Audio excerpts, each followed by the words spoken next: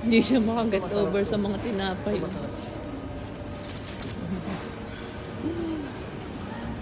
Cheese. Sarap to. Anong napili mo? Pagkain ng higante, syempre, ganito. Hindi siya makaget over sa tinapay. Pakabango. Oh, hindi, napakabango talaga. Pag maliit lang ito. Sobrang laki naman kasi. Tingnan mo naman, oh, ang lalaki. Oh. Paano yung makakainin? Dito kasi mahilig sila sa tinapay. Napakabango, nakakakit bilhin. Kaso hindi natin maubusan ako.